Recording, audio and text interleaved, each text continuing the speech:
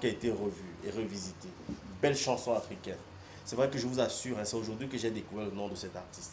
Je ne sais pas si j'ai retenu, mais j'aime la chanson. Ah, c'est un groupe, hein? Ok. Tout est représenté, surtout le Kati Kati.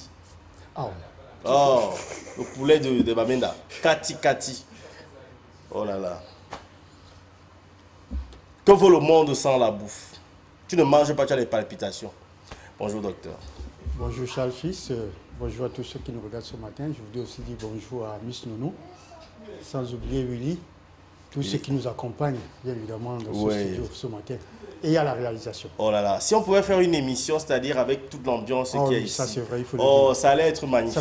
Ça fait du bien d'être accompagné. Oui, parce qu'on a des gens qui mettent des organes quand ils parlent et tout ça là. Les autres qui disent des choses. C'est magnifique. En fait, la télé-réalité, c'est ça. Hein. Willy Michael qui passe son temps à jouer au beau. Il a mis la chemise blanche comme vous. Hein. Ah oui, mais c'est ce que je voulais dire déjà. Voilà. Mais lui, ses pantalons sont tous sautés. Ah bon? L'héritage de Michael Jackson est respecté. Parce que là, ce matin, je disais déjà que je suis accompagné. À partir de la maison, quand j'ai vu, je dis, ah mais tiens, voilà quelqu'un qui... Voilà au moins un gars qui te représente. Voilà. Comme il s'appelle Michael. Et ça, je lui dis merci. Voilà. Il croit comme il s'appelle Michael, il croit qu'il est Michael Jackson. Il prend les pantalons sautés comme Michael Jackson. Ah bon? Tu vois pas? Alors, donc, on parle de palpitation ce matin. Depuis le matin, depuis le début de cette émission, on l'a annoncé. Oui. C'est quoi la palpitation, en fait? Voilà, il s'agit bien évidemment de troubles de rythme cardiaque. C'est un trouble, ça il faut dire. Rythme cardiaque, bien évidemment, qui se caractérise par des battements anormaux, oui, bien évidemment, et désordonnés, irrégulières aussi, ça il faut le dire. D'une manière générale, le battement aussi de 60 à 100, hein. Il faut le dire, on va dire 90 et ainsi de suite. Mais en ce qui concerne la palpitation, on va au-delà de 100. Voilà. On va au-delà de 100. On va au-delà de 100. Voilà. Bon, est-ce que c'est normal que quelqu'un qui a le cœur qui bat, après qu'il dise que j'ai les palpitations, c'est normal que la personne dise ça? Oui, mais justement, c'est ça la palpitation. Ok. Ouais. Ça bat très fort. Très fort, voilà, on le ressent. Mais comment savoir donc on fait une palpitation? Parce que je posais la question parce que je ne sais pas. Non, tu parles le cœur qui bat et puis que ce soit autre chose. Oui, bien sûr. Mais quand on le ressent déjà, on ressent un gêne au niveau du cœur. Le battement, c'est fort. Ça veut dire que ça, c'est la palpitation. Ça, il faut le savoir. Et c'est-à-dire une sensation aussi, c'est-à-dire de gêne dans la poitrine, comme un poignard, un coup de poignard au niveau de la poitrine. Ça, c'est ce qu'on appelle la palpitation. Une douleur. Voilà. Léger douleur. Voilà. Est-ce que, parce qu'il y a aussi quand ton cœur bat la chamade, là. Oui, ça peut être dû à une peur. Il ne faudra pas confondre également, justement, il ne faudra pas confondre justement une inquiétude pour aussi créer ça et tout. Mais ça n'a rien à y voir avec une palpitation justement qui est accompagnée avec certains symptômes. Voilà, ça il faut le dire. Pour ne pas confondre également avec ce qu'on appelle la tachycardie. La tachycardie, c'est-à-dire c'est un battement justement irrégulier qui va plus vite, mais sauf que ces gènes au niveau du cœur, on ne le ressent pas. C'est-à-dire, c'est quand on prend son pouls, justement, qu'on se rend compte qu'elle est rapide, mais régulière. Voilà, c'est ça la tachycardie. Voilà. Donc, mais ce matin, nous parlons de palpitation qui est justement un problème. Donc tu entends les enfants qui volent dans les marmites, là, dès que tu veux faire comme ça, la porte fait... Donc, la panique. Tu paniques, peut créer, ton cœur bat. Voilà, la panique peut créer. Dès que ta main te trouve dans la cuisine, tu fais quoi là? Maman, c'est la palpitation. Alors que tu as tremblé. Alors, bon, est-ce qu'on peut avoir les causes de cette palpitation? Ouais, il faut dire que les causes, nous avons aussi des facteurs de risque. Pour parler des causes, pour que les gens comprennent mieux, c'est que nous avons ce qu'on appelle les glandes surrénales, qui se situent bien évidemment au niveau des reins, hein, au-dessus des reins. Nous avons deux reins, gauche et droite. Alors, ces glandes-là vont justement sécréter ces substances-là, justement, qui vont augmenter le battement du cœur. Et ces substances, notamment, on parle de l'adrénaline. Vous avez souvent entendu parler. L'adrénaline, la montée d'adrénaline. Voilà. Alors, ça, c'est dû à quoi? Si vous êtes stressé, vous êtes anxieux, la panique dont on parlait tout à l'heure, justement, ça va justement impacter au niveau de ces glandes surrénales-là. Et du coup, il y a sécrétion. Donc, ça va impacter justement sur le battement. Ça va augmenter. Alors, il y a aussi des pathologies comme l'anémie. Vous avez l'anémie, vous avez l'hypertension artérielle. Ça également, ça, c'est des facteurs ou encore des causes. Hein? Voilà. Mais est-ce qu'on voit des palpitations? Même l'hypertension artérielle, bien évidemment. Oui. Même la tachycardie dont je venais de dire tout à l'heure, également fait partie des causes de la palpitation. Donc l'anxiété, l'inquiétude. Voilà, l'anxiété, l'angoisse. Vous avez peur vous avez un projet, vous avez peur de ne pas réaliser, être à la hauteur, autant de choses aussi. Ça peut créer la palpitation. Voilà. Ok. Wow, donc ça a une relation directe parfois avec le mental aussi. Bien sûr, bien sûr. La psychologie contribue également, joue un rôle. Ok. Mais est-ce qu'avoir des palpitations peut être dangereux? Si oui, est-ce qu'il y a des complications? Bien sûr, bien sûr. Complications, il y en a déjà. Parlant déjà des complications, les complications, nous avons l'accident vasculaire cérébral. Ça veut dire quand on parle de l'accident vasculaire cérébral, ici on parle des caillots. Il y a justement cette circulation des caillots. Voilà. Et l'insuffisance cardiaque. L'insuffisance cardiaque, pourquoi? Parce que le cœur se fatigue. Plus ça bat, ça va se fatiguer. Si ça bat très vite là, voilà, ça va se fatiguer. Voilà les complications. Ça c'est dangereux, vous faites une infarctus. Voilà. Voilà. Alors, maintenant oui, c'est dangereux, ça il faut le dire. C'est dangereux d'avoir une palpitation, surtout si c'est accompagné, comme je l'ai dit d'entrée en jeu, de certains symptômes. Vous avez mal à la poitrine, douleur à la poitrine, vous avez l'essoufflement. Ça également, c'est un problème. Mais par contre, si nous n'avons pas ces signes, ces symptômes qui accompagnent, oui, comme nous l'avons dit, ça pourrait être passager, tout simplement parce qu'on vous a fait peur. Et voilà, vous avez senti vous arrêter là. Voilà, ça c'est autre chose. Mais toujours est-il dit, même jusqu'à là, il faut consulter. Ça c'est important. Quand on a régulièrement, quand ça devient récurrent, il faut consulter. Ça c'est important. Voilà. Et qu'est-ce qu'on fait quand il y a une urgence à ce moment-là? Voilà, ça il faut dire que déjà consulter, mais je voudrais dire que de prime abord, vous gardez votre calme, vous cherchez à respirer calmement. Si vous pouvez faire asseoir la personne, bien évidemment, si la personne est déjà allongée, c'est bon. Il fait être au repos, ça c'est important. Et si vous avez un tensiomètre à la maison, il faudra contrôler son pouls. Ça c'est important. Le temps d'arriver justement chez le médecin, vous êtes à même déjà de lui faire savoir, voilà, docteur, j'ai pris ma tension encore, ou j'ai pris mon pouls, j'ai contrôlé, et que c'était au-dessus de, voilà. Ça c'est important déjà. Lui maintenant à recontrôler pour s'assurer, est-ce que ce que vous dites est vrai? Voilà. Alors maintenant, je veux savoir, vous êtes en train de marcher, c'est pas peut-être vous êtes seul dans la rue, et puis subitement vous avez une palpitation. À ce moment, qu'est-ce que vous êtes censé faire et comment est-ce que vous êtes censé gérer cela? Oui, mais c'est ce que je venais de dire. Voilà, vous êtes en train de marcher, justement, ça vous prend. Calmement, cherchez à vous asseoir. Si vous étiez debout en train de marcher, non, mais n'ayez pas honte de vous adosser, de trouver, pourquoi pas, même mettre les fesses, asseyez-vous quelque part. Et, comme je l'ai dit, relaxez-vous. N'angoissez pas, ne vous énervez pas, ne paniquez pas. Gardez votre sang froid. Voilà, ça c'est important. Et comme je l'ai dit, maintenant cherchez, une fois que vous serez au repos, cherchez la route qui mène. Du médecin. Voilà, dans une structure sanitaire. D'ailleurs, nous avons une prolifération dans notre ville. Ça veut dire que, pour ne pas dire qu'à chaque 200, moins de 500 mètres, on trouve un centre de santé. Ne serait-ce que pour les premiers soins. Donc, allez-y d'abord par là et comprendre vos paramètres. On vous dira, monsieur, non, c'est un cas d'urgence. Et là, on va vous référer. Voilà. C'est ce qu'il y a lieu de faire. Est-ce qu'il y a une possibilité quand même d'éviter cela quand même? Oui, bien sûr. Et cela passe déjà pour ceux qui ont des facteurs de risque, bien évidemment, qui sont déjà diabétiques, hypertendus, qui ont des problèmes de cholestérol, tout ça là. Il faut qu'ils ont un problème de surpoids, qui sont obèses. Ces personnes devront éviter les excitants. Les excitants. Voilà. Le café, le thé, voilà. Pour ne pas dire l'alcool, la cigarette, la drogue, autant, voilà, les excitants. Les épices également, ça il faudrait éviter parce que là, ça fait justement courir, ça fait courir, comme j'ai l'habitude de dire, courir le sang. Et ça, c'est pas bon, voilà.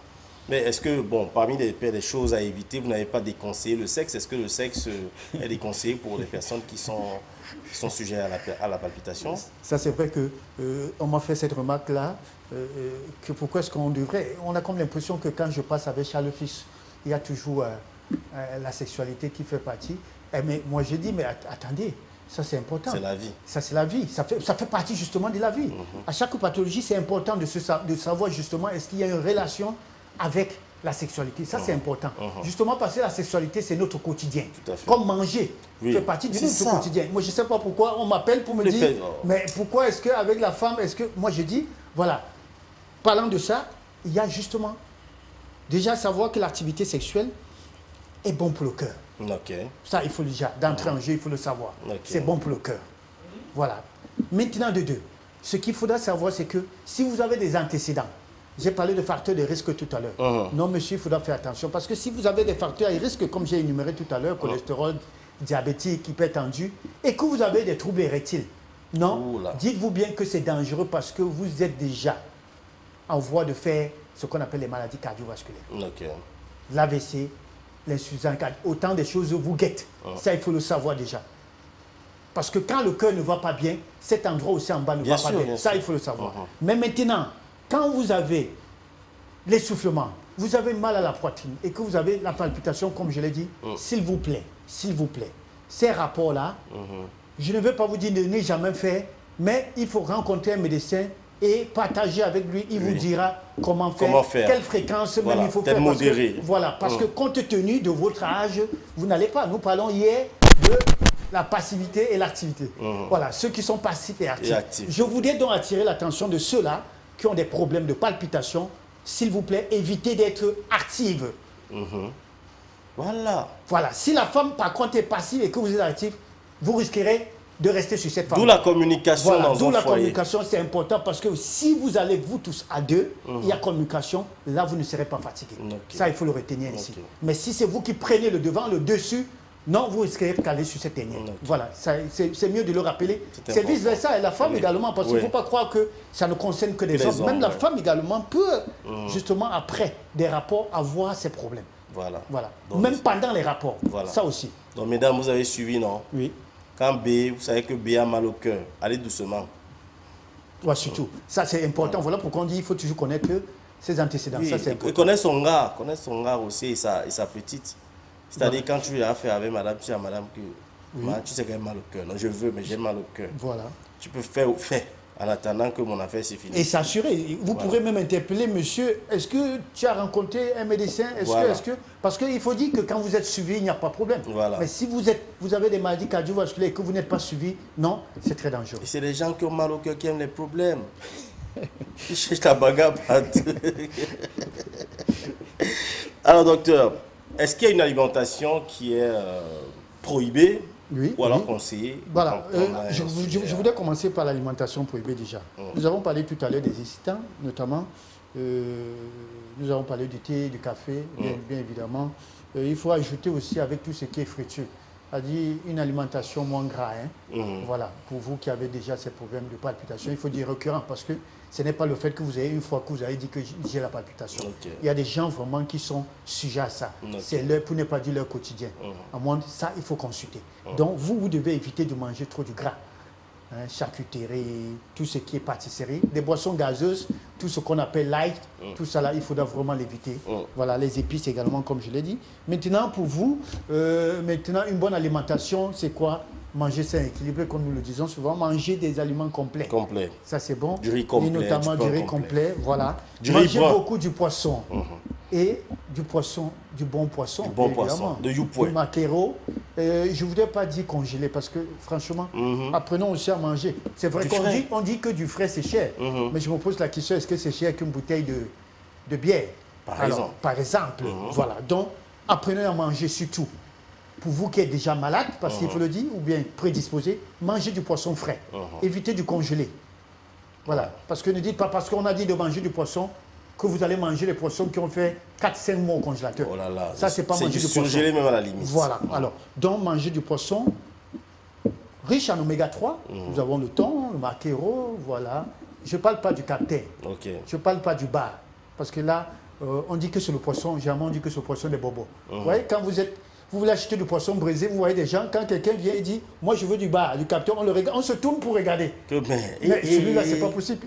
Il a plus du poisson de 2500. Moi je prends le maquereau. Non, s'il vous plaît, le maquereau c'est un bon poisson. C'est un poisson assez riche, ça je voulais le rappeler déjà. Mais docteur, on dit qu'il y a le mauvais maquereau. Il y a le maquereau chinois, qu'ils appellent le maquereau chencha. Que c'est gros seulement, hein. Ça n'a aucun goût. Non, d'une manière générale, le maquereau en général fait partie des poissons riches en oméga 3. Ça, il faut vraiment le savoir maintenant. Maintenant, en ce qui concerne le maquereau chinois, brésilien et tout, fromage. Tu viens de lancer. Il y a une maman qu'on appelle Njanjo ici en bas. Tu l'as lancé. Elle va dire ça à tout. Non, le maquereau est riche en général. Ça, c'est bien de le manger. Voilà. Et pour le poisson frais, un petit conseil surtout à ceux qui sont habitants de la ville de Douala. Il y a des endroits où vous pouvez trouver du poisson frais, hein, peut-être à des prix accessibles. Hein. Voilà. Vous allez par exemple au bord du marché Saker, Oui, à une certaine heure le matin. Oui. Ça peut être cher, mais vous pouvez trouver votre compte. Même avec 3 000 francs. Oui, vous trouvez bien sûr, ça il faut le dire. Vous aurez du bon poisson que vous pouvez garder. Même ceux qui vont à Youpoué, très tôt le matin, quand les pêcheurs viennent d'accoster, ils peuvent trouver à moins de coûts. Ça, il faut le dire. Voilà. Il ne faut pas toujours qu'on se dessine, non, c'est cher. Voilà. C'est cher, non. Donc, pour ceux qui sont à Douala premier, du côté de Youpoué, c'est possible. Du côté du marché Saker à Daïdo, c'est possible. Ceux qui sont à Bonabéry, du côté de Bonassama. Voilà. Possible. Ça, c'est important. Vous trouvez toujours votre compte. Voilà. À Douala troisième, vous allez du côté de Yassa, c'est-à-dire au bord là-bas, il y a Tika. Vous voyez des gens qui sortent avec du poisson là-bas. Voilà. Et même au niveau du carrefour, il y a ça là. Parfois en matinée, il y a du poisson là-bas qui sort de la Dibamba et tout. Donc c'est important. Voilà. Et au niveau du pont de la Dibamba aussi, on en trouve du beaucoup poisson frais. Voilà. Donc si vous avez un petit 5 000 francs, avec 5 000 francs, on peut vous donner du bon mâchoiron. Vous arrivez à la maison, vous faites du bouillon. Voilà, vous faites du bouillon, vous gardez. Voilà. Et ça peut vous aider. Même une fois la semaine, c'est important. N'attendez pas seulement le dimanche pour aller chez Mamie Bouillon. Le 2-0. Ouais, après le 2-0, parce que là-bas, vous allez encore dépenser. Merci, docteur. On sort peut-être avec un conseil peut-être que je connais déjà. Pas d'automédication. Pas d'automédication et éviter. Vous voyez, c'est vrai que parfois, vous donnez mon numéro, mais je vous ai dit qu'on ne consulte pas au téléphone. Vraiment. C'est vrai que certains confondent la télémédecine. Certains appellent ça la télé, mais comment? Non, on ne consulte pas au téléphone, excusez. Vous pouvez appeler pour avoir des conseils. Vous pouvez appeler pour être orienté. Et c'est ce que je fais. Des consultations au téléphone. S'il y a un médecin qui consulte au téléphone, c'est des risques. On peut encore, pour des premiers soins, le temps que vous allez à l'hôpital le lendemain, vous dit, un médecin vous dit, prenez, faites ceci, monsieur, faites ceci. Le temps de stabiliser, par exemple, la douleur. Voilà. C'est important que les gens le sachent. Rendez-vous à l'hôpital. Rendez-vous à l'hôpital. Nous ne cesserons jamais de le dire. Quand vous avez des problèmes, allez à l'hôpital. Surtout quand il s'agit des palpitations, comme nous l'avons dit, accompagnées avec des symptômes, comme je l'ai dit, douleur à la poitrine, c'est gêne au niveau du cœur. Ça, il faut aller à l'hôpital. Surtout parce qu'il faut dire également qu'il y a l'âge. À un certain âge, surtout pour les personnes âgées, ils sont des personnes à risque. Ça, il faut le dire. Voilà. Ah, c'est comme ça le Camerounais. Vous savez, quand il prend le numéro, si on met là peut-être le numéro d'un marabout, oh yo, on va m'appeler. Oui, docteur, comme tu vois là, j'ai mal rêvé. Tu as mal rêvé. Hein? Ah, c'est ton grand-père au village. Voilà. C'est ton grand-père au village qui te dérange. Donne-moi ton nom et ton numéro de téléphone. Merci, docteur. Bonne journée. Voilà, grâce à Dieu, je vous remercie également et je remercie tous ceux qui ont pris de la peine à nous écouter et qui sont toujours sur Cocorico. Ils sont nombreux. Je salue particulièrement tous ceux qui sont du côté du théâtre. Ah ouais, nos amis de Djamena. Voilà, j'ai reçu des appels et je dis bonjour également à l'équipe de LTM. Ouais, présente au Tchad qui est présent au Tchad. Voilà. Qui fait un travail magnifique. Magnifique, ça il faut le dire. De ratissage. Allez, 6 99 64 57 59. 6 75 92 47 91. C'est le numéro de téléphone du docteur. Docteur, j'aimerais justement que vous nous aidiez ce matin, peut-être avoir votre avis. Hein. On a une situation ce matin, une dame qui nous a envoyé un message et elle s'appelle Hélène. Et visiblement, pendant 2 ans, elle soutenait la maison, c'est-à-dire elle payait le loyer, elle nourrissait monsieur. Mais un matin comme ça, le monsieur s'est levé parce qu'il a trouvé du travail et a estimé que, d'après des investigations, la femme menait une double vie et veut se séparer.